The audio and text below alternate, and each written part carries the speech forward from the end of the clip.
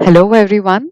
Today, we are going to talk about how an ideal CV looks like and how you can build your resume to get shortlisted for any job that you like.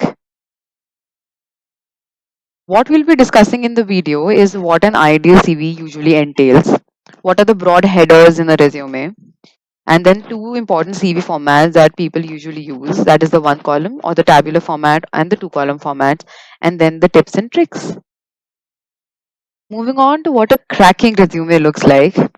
So, first of all, you need to understand that different companies and different job profiles require a different format, and some companies might even provide you with a certain format, in which case you have to use that only. So, before you select a format that is suitable for you, you need to keep in mind certain factors. One of which is that whether you are an experienced individual or a fresher just starting out. So for a fresher, because we do not have much work experience, so it is always better to have a tabular or a one column format because we have a lot of things that we need to describe about. However, for an experienced individual, the most important thing for them is the work experience that they've had and what they've learned on the job. So in that case, the other details becomes less relevant, and they have too much information to accommodate on a single page. Therefore, it is better for them to have a maybe two column format. And then one very important thing about resumes is that it should never ever exceed one page. So come what may, never exceed your CV by one page. It should always be restricted to one page basically. So if you are for some reason not able to adjust everything on one page, it is try decreasing the font size, or maybe just summarize things more. So if you're not able to accommodate everything in one page and you're just a fresher or even just started a new job or something, so if you're not able to summarize it in one page, that just means that you have elaborated things so much or used too much spacing. So you can adjust the spacing or the font size or summarize those details and fit everything on one page. Maybe adjust the headers and the footers or the indents, that is the margins that you have left on the sheet. So adjust those things. However, having said that, if you're an experienced individual, let's say you have 10 plus years of experience and you can genuinely not fit all the information on one page, then you can probably use another page. Then another very important thing is that your resume should be detailed, but yet it should be summarized. That is an art that you develop over time. So I have seen people who have done amazing things and yet they're not able to elaborate them enough and hence don't get shortlisted. So for example, I'll give you an example that someone is, let's say, a president of XYZ society of college. I'm talking about a fresher. And so they just write in their resume that they were a president of this and this society, and that's it.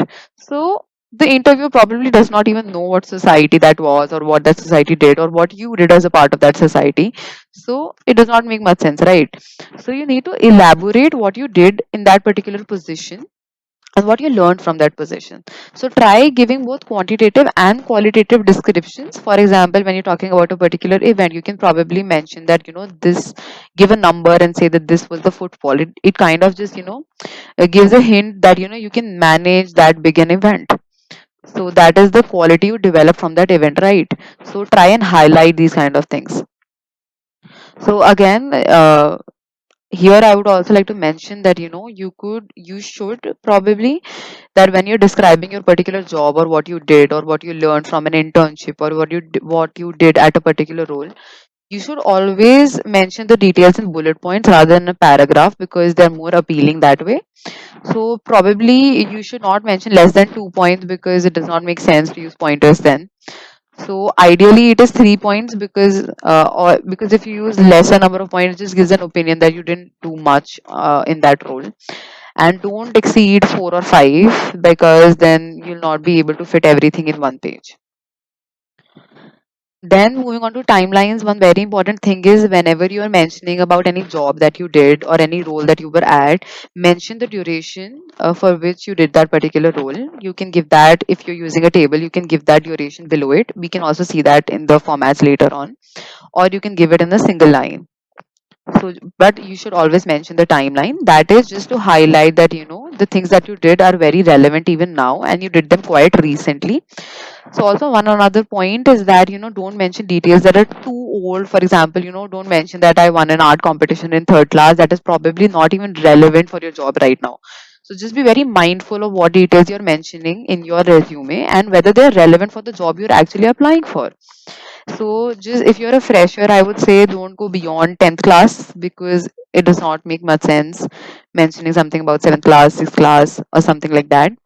And if you're an experienced individual, even 10th class becomes, irrelevant as you progress in your career. Your earlier previous jobs becomes more relevant. So probably then you can just mention your grades of 10th standard, and that's it. Not much activities there. Then moving on to font, so go for simpler fonts only. Don't make them very stylish because they become illegible. So if you are doubtful, go for Arial. And about font size, don't go too big, and do not ever go below 10. That is a rule of thumb. Don't go below 10, because it becomes very difficult to read, and it'll probably look very cluttered, and no one would want to go through your resume in that case. So don't go below 10. I understand it, not able to fit in everything in that one page. Try, playing around with spaces, and if you're still not able to fit all the information in one page, just summarize that information. Then power verbs, something that people don't know about. So they usually write some things like, for example, I participated in this competition, I did this, I did that. So instead of these verbs and using them repetitively, try and mix some power verbs, and they'll just highlight and make your CV like stand out. But having said that, don't use too much power verbs. Just have a good mix of power verbs and the normal verbs that you're using. So for power verbs, you can easily Google them, and they are easily available to everyone. Then moving ahead to the broad headers that a CV should include. So first of all, these headers do not have a chronological order. The order you can decide depending upon the priority or the things you want the interviewer to look at first. So for a fresher, let's say we don't have much work experience, so academic qualification by default becomes the most important. But if you're an experienced individual with a rich experience, then maybe you can place work experience at the top. So the order depends upon what you're good at and what you want the interviewer to look at first. So starting with academic qualification, here if you're using a tabular format, go for make a table and mention the professional qualifications if you have any, 12th standard and 10th standard marks. Don't mention 11 and don't go below 10th. So that's it about academic qualification. You can also mention any ranks if you have the percentages that you have received, if they are good enough, and then the institute from which you graduated or did your schooling. Then moving on to work experience, here again it is a very important, and here you can put in your internships as well. So apart from the role that you were at, again the description or what you learned is more important. So you put that here. Then the academic achievements. So even if not academic, you have non-academic achievements, you can just put the header achievements. So these are the basically headers that I use in my CV. That is why I put them here, but you can just always modify them and tweak them as per what you've done. So you can mention your achievements and just be very so do one thing also, that whatever achievement you're putting in, so that can be a professional achievement, something that you received in your previous job, or in college, or even in school if it is for later classes for higher secondary. Then you can mention that here, but also mention the year in which you received that award. Then the position of responsibility, again, as we've talked about earlier, describe what you did on that position. And then the extracurricular activities. So herein you can mention anything else that you have done. For example, you've done any, you're good at any sports, you've received medals for it, or you've participated in national or state level or anything like that. So you can mention those extracurricular activities here. For example, if you have a page, or if you have, you've done anything of that sort, you can put that here.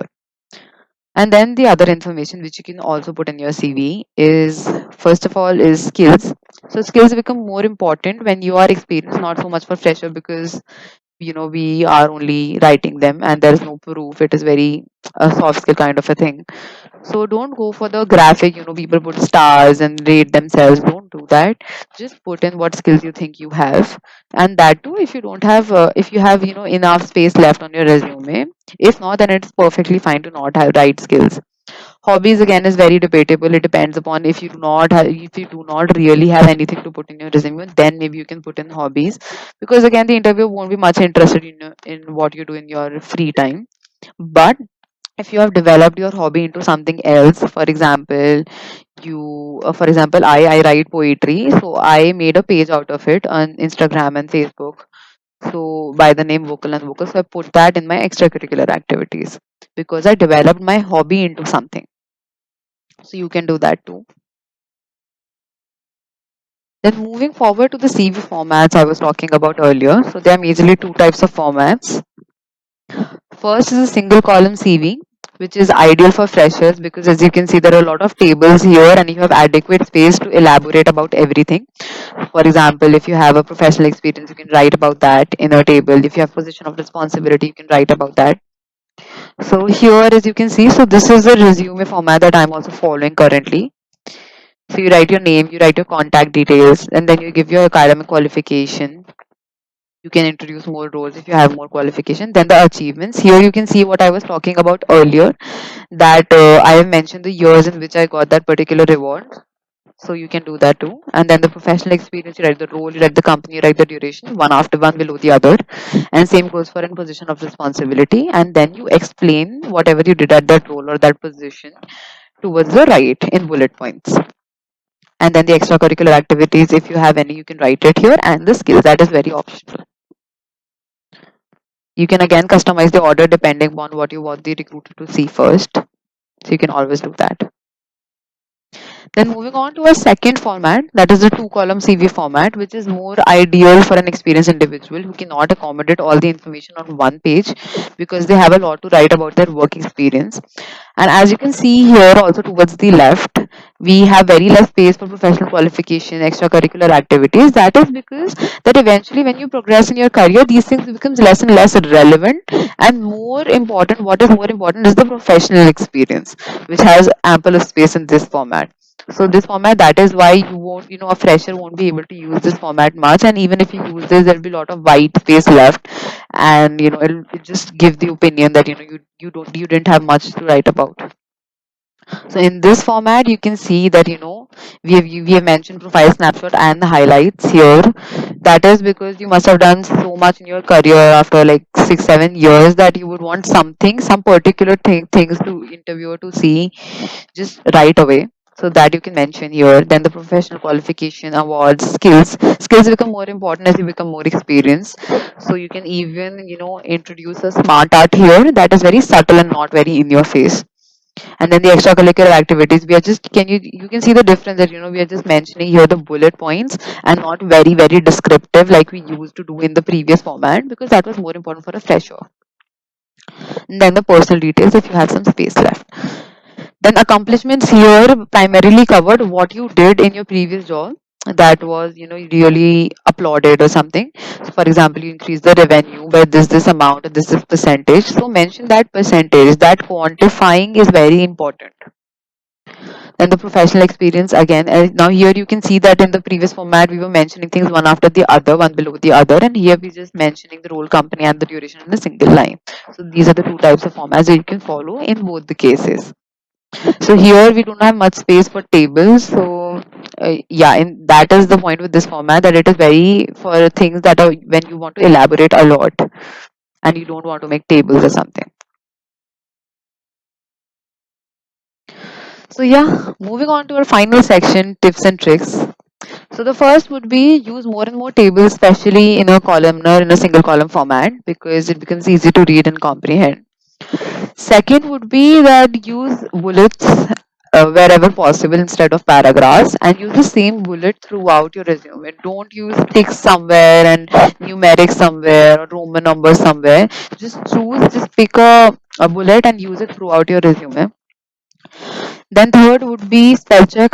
Do spell checks. You can never do enough spell checks. Trust me. A spelling error can put any HR off, and they won't even go through that resume if that see that spelling error or grammatical error. So make sure you proofread it. Get someone else to read it. Read each and every word, even if it is a very simple word.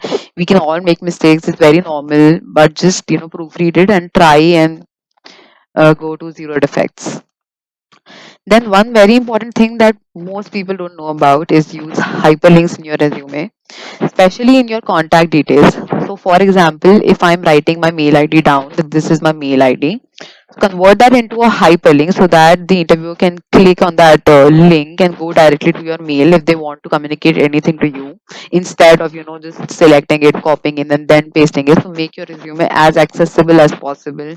You can also put in your LinkedIn ID. If you have a good LinkedIn ID, don't put if you don't have a very good profile to show. So you can put in your LinkedIn ID as well. QR code is very debatable. So if you again don't have, if you have ample of space and nothing more to write about, then maybe you can have a QR code. Otherwise, it is fine. A link works really well. Then the last thing would be the cover letter, which I would like to touch upon here, is that there are a lot of people who ask whether we should put in cover letter or not, whether we should put in mail body or a PDF. So I can also make a separate video on it if you want. Let me know. But yeah, just to give a gist about it. So you need to first understand what a cover letter is. What is the use of a cover letter? It is basically just to give the interviewer a glimpse about you, a highlight about you, what you have done so far in life that you're very proud of, and you want the interviewer to know that why they should hire you because you're different in this way. So just give that just a very small summary about you, write it down, and then just say that encloses my resume, and you can go through it for more details, or to more about you or something like that. So that again, if you are sending a mail directly to the HR or to someone to yeah, you're just sending a mail, then you can write that thing on a mail body and attach your resume. However, if you are sending a resume to a person, for that person to upload that on the company portal or to upload somewhere, or you're just sending the resume directly to someone without writing a mail or anything, then you can convert that same cover letter into a PDF, merge it into the PDF of your CV. So make one PDF having first page as your cover letter and the second page as your resume. If you are sending just your CV, so that whoever reads that will also get the cover letter. So yeah, that's all. That's how you can make an ideal CV. If you have any more questions, feel free to drop down in comments, and please do like, share, and subscribe. Thank you.